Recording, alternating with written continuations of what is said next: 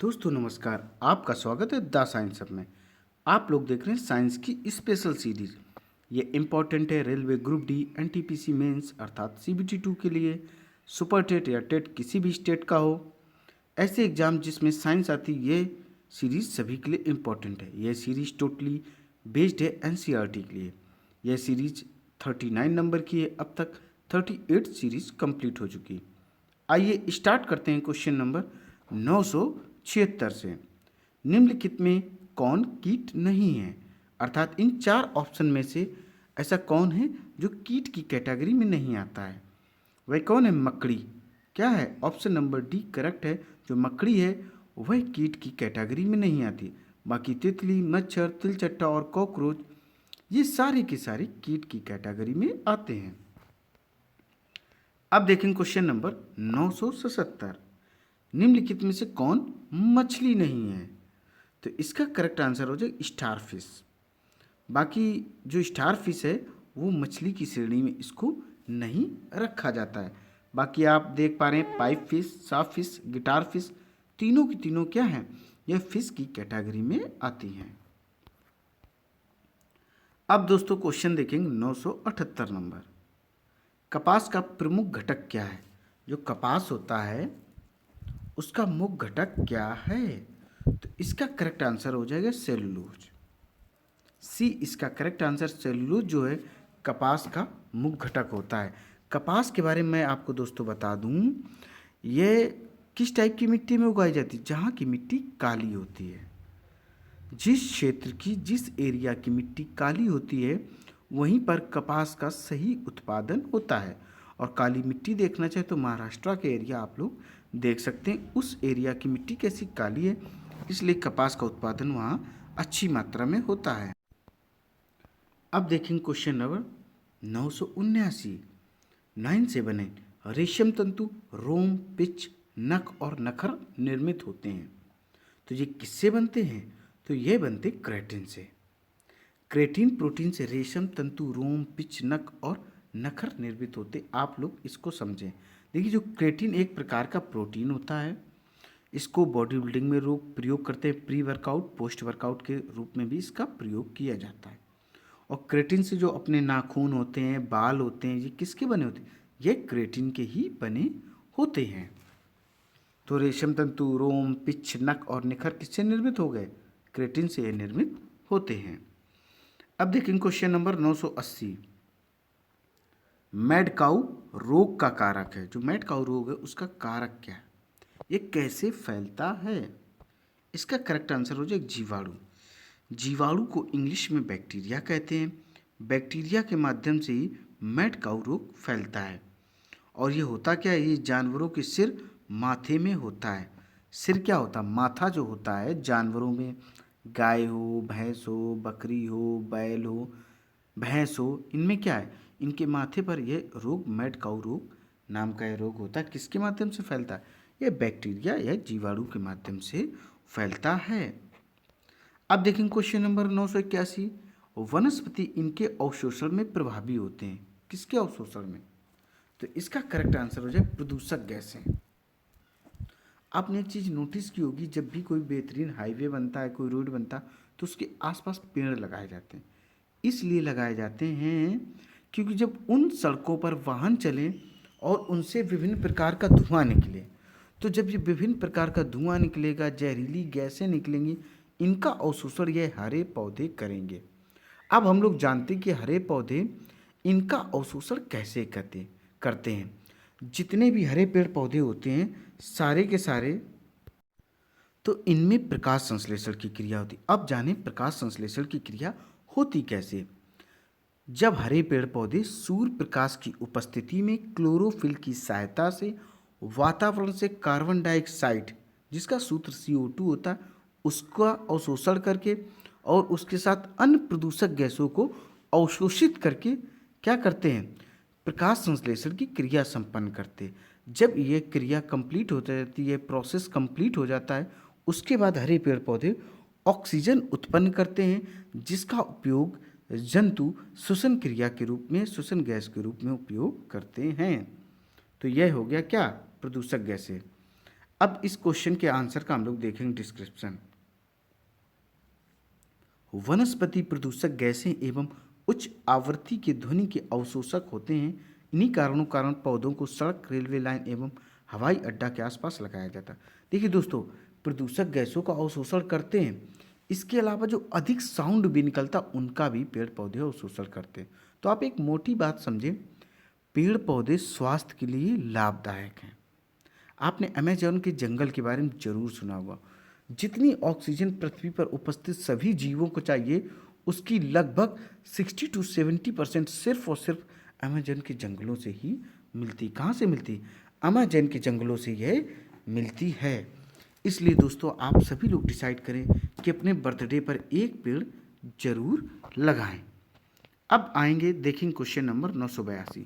जब कोई व्यक्ति रोता है तो इसके सक्रियण के कारण नाक से जल विसर्जन होता है। तो किसके कारण? इसका करेक्ट आंसर हो जाएगा डी नंबर, अश्रुकारी ग्रंथि के कारण। अश्रुकारी ग्रंथि जो है, इसको लैक्रिमल ग्लैंड भी कहते हैं, कि सक्रियता के कारण कोई व्यक्ति रोता है तब व्यक्ति के नाक से जल का विसर्जन होता है। देखिए, आप लोगों ने नोटिस की होगी, जब कोई व्यक्ति रोता है तो उसकी नाक भी धीरे धीरे बहने लगती। तो वो किस ग्रंथि के कारण बहती? वह व्यक्ति है अश्रुकारी, और इंग्लिश में इसको लैक्रिमल ग्लैंड भी कहते हैं। अब देखेंगे हम लोग क्वेश्चन नंबर 983। पादपों में मूल रोमों की मूल भूमिका क्या है? पादप मतलब पेड़ पौधे, और इसमें मूल रोमों का तात्पर्य जड़ों से। जड़ों का क्या रोल होता है? तो इसका करेक्ट आंसर क्या हो जाएगा दोस्तों? ए नंबर हो जाएगा, मृदा से खनिज लवण और जल अवशोषित करना। फर्स्ट ऑफ ऑल आप समझिए, जो पेड़ पौधों की जड़ें होती उनका कार्य क्या होता है? जमीन से पानी को लाना, और जो खनिज लवण हैं, मिनरल्स हैं, उनको लाना, ताकि जो पेड़ पौधा है वह पूर्णतया पोषित हो सके। अब सेकंड बात आप ये लोग समझें कि पानी और खनिज लवण लाता कौन है? जड़ तो लाती, बट इसका जड़ का भी एक पार्ट्स होता है, वह होता है जाइलम। जाइलम क्या कार्य करता है? जल और खनिज लवण को अवशोषित करने में पेड़ की सहायता करता है। और दोस्तों बता दें, फ्लोएम क्या होता है? जब प्रकाश संश्लेषण के दौरान हरे पेड़ पौधे अपना भोजन बनाते हैं, जब भोजन बनकर कंप्लीट हो जाता है तो पेड़ की विभिन्न शाखाओं तक पहुंचाने का भोजन जो पहुंचाने का कार्य कौन करता है? वह फ्लोएम करता है। तो आप इस क्वेश्चन के आंसर के डिस्क्रिप्शन को देख सकते हैं। मृदा से खनिज लवण और जल अवशोषित करना पादपों में मूल रोमों की भूमिका है। अब देखेंगे क्वेश्चन नंबर 984। पके हुए टमाटरों का लाल रंग इसकी उपस्थिति के कारण होती है। अर्थात कहने का मतलब है, जो टमाटर रेड होते हैं वो किसकी वजह से होते हैं? तो यह होते लाइकोपीन की वजह से। किसके कारण? लाइकोपीन, इसे कैरोटीनॉइड भी कहते हैं। इसी कारण पके हुए टमाटर का रंग कैसा होता है? रेड होता है। अगर पेड़ पौधे हरे किसके कारण होते हैं? क्लोरोफिल की वजह से होते हैं। क्लोरोप्लास्ट भी इसी को कहते हैं दोस्तों। अब देखेंगे क्वेश्चन नंबर 985। इनमें प्रतिस्कंदक नहीं होते हैं। अर्थात 4 ऑप्शन में किसमें प्रतिस्कंदक नहीं होते? इसका करेक्ट आंसर भी है बर में प्रतिस्कंदक, जिसको एंटीकोगुलेंट कहते, नहीं पाए जाते हैं। अब हम लोग देखें क्वेश्चन नंबर 986। मानव शरीर में कितनी हड्डियां होती हैं? तो ये दोस्तों, हम सभी लोग जानते हैं, जो अपनी बॉडी होती है, ह्यूमन बीइंग होते हैं, इनमें हड्डियां 206 होती हैं। अगर इसी जगह क्वेश्चन आपसे यह पूछा जाए कि कोई बच्चा जब जन्म लेता है, नवजात शिशु होता है, तो उसकी बॉडी में कितनी हड्डियां होती हैं? तो उसमें 300 होती। कितनी होती? 300। फिर आप सोच रहे होंगे ये 300 हड्डियाँ चली कहाँ जाती? जैसे जैसे वह बच्चा बड़ा होता है, धीरे धीरे उसकी हड्डियाँ जुड़ने लगती।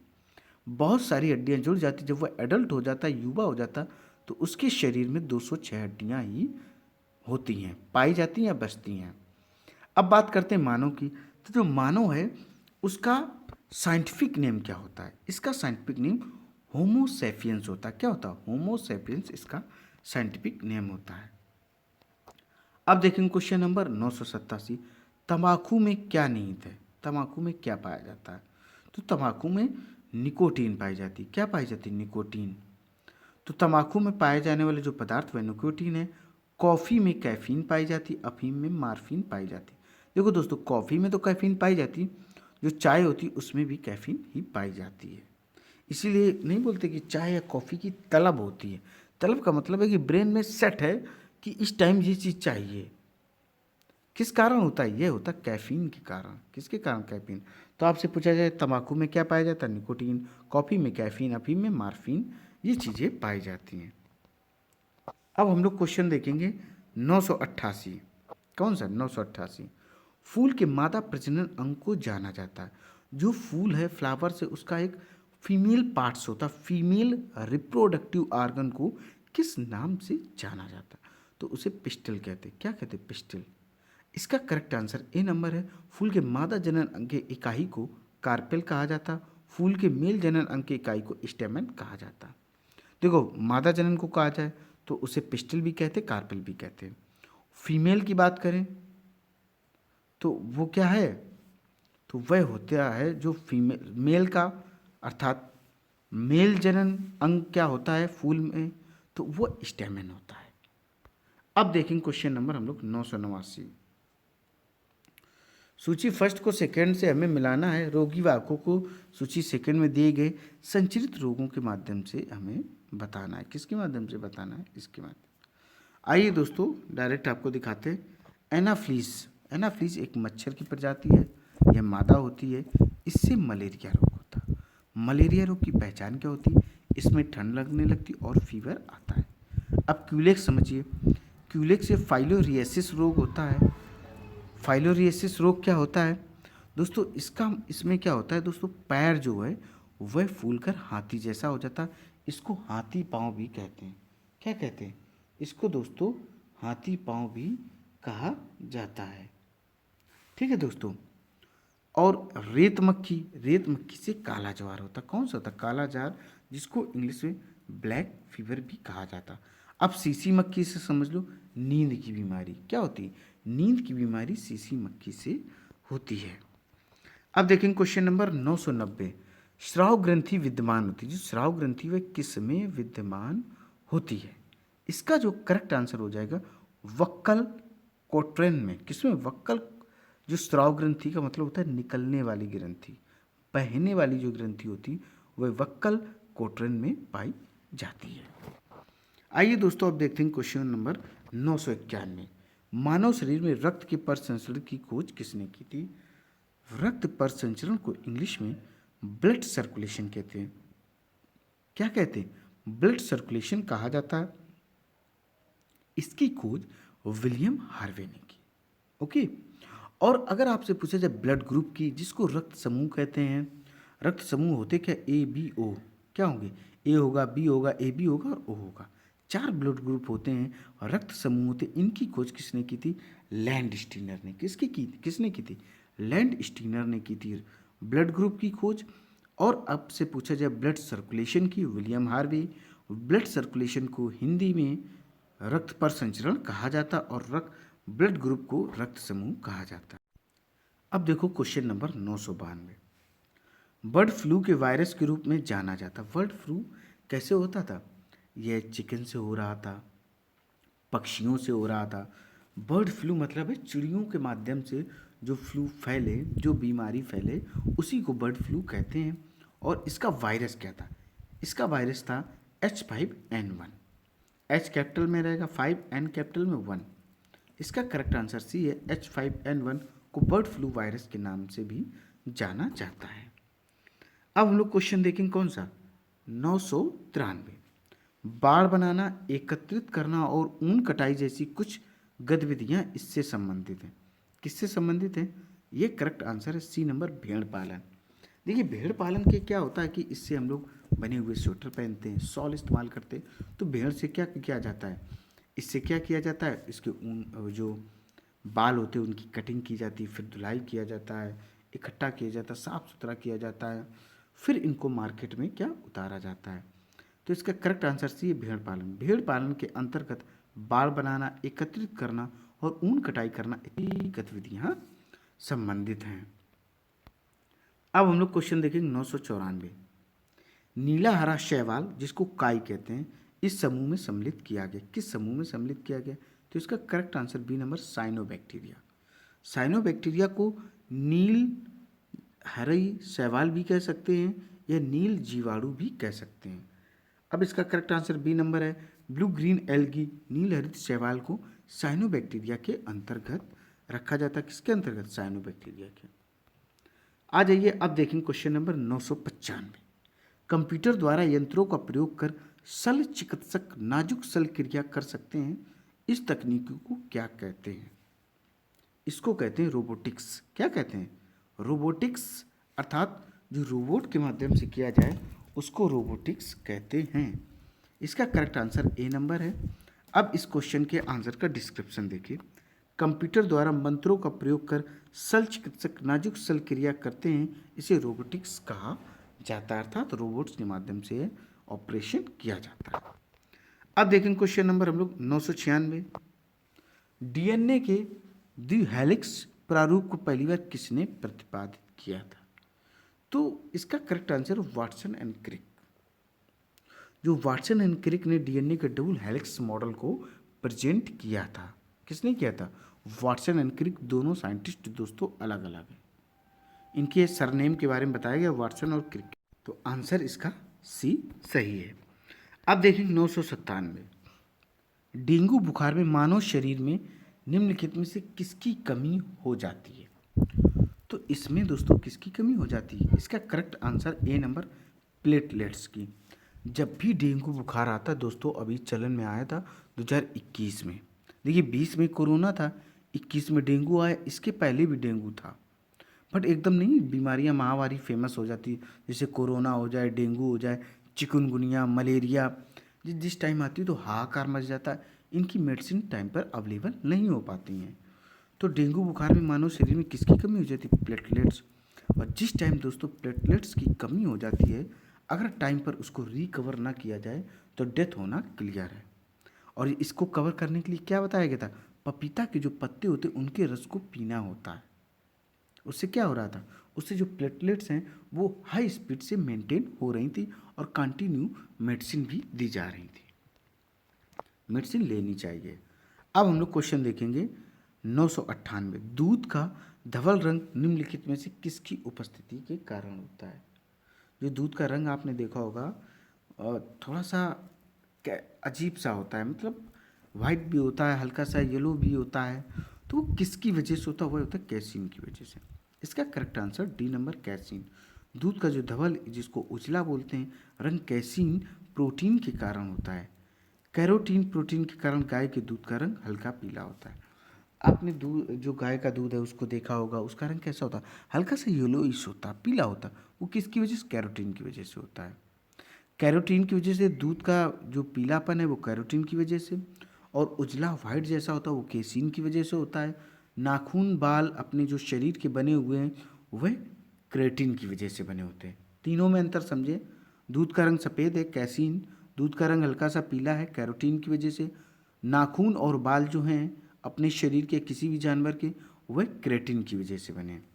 कैरोटीन के कारण दूध पीला है, क्रेटिन के कारण नाखून और बाल हैं अपने शरीर में। देखिए दोस्तों क्वेश्चन नंबर 999।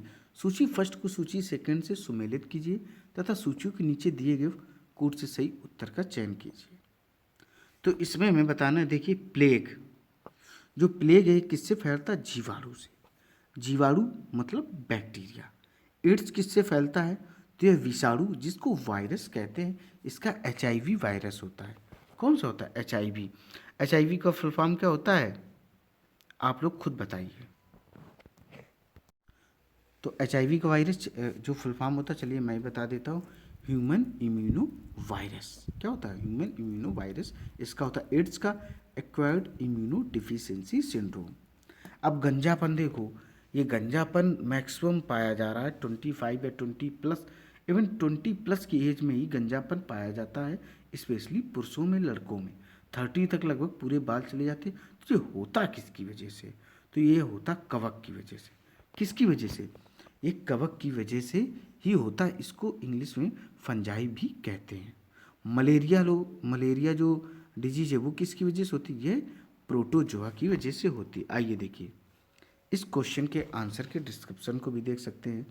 प्लेग, जीवाणु, एड्स, विषाणु, गंजापन, कवक, मलेरिया, प्रोटोजोआ। आइए अब देखेंगे क्वेश्चन नंबर 1000। दोस्तों अंदाज़ा लगाइए, मैंने इतने क्वेश्चन आपको करवा दिए हैं। आप जो भी एग्जाम देंगे साइंस का, इससे क्वेश्चन 100% फंसेंगे। अब देखेंगे 1000 नंबर क्वेश्चन। MRI निम्नलिखित में से क्या है? MRI क्या होता है? तो इसका जो फुल फॉर्म होता है वह होता है मैग्नेटिक रेजोनेंस इमेजिंग। क्या होता है? मैग्नेटिक रेजोनेंस इमेजिंग इसका फुल फॉर्म होता है। इसका करेक्ट आंसर सी नंबर सही है, मैग्नेटिक रेजोनेंस इमेजिंग। दोस्तों उम्मीद है ये सीरीज आपको पसंद आई होगी। इसी तरीके की सीरीज आपको कंटिन्यू दोस्तों मिलती रहेंगी। आपको करना क्या है, इस वीडियो को अधिक से अधिक लाइक करना, शेयर करना और मेरे चैनल को सब्सक्राइब करना है। दोस्तों जय हिंद, जय भारत।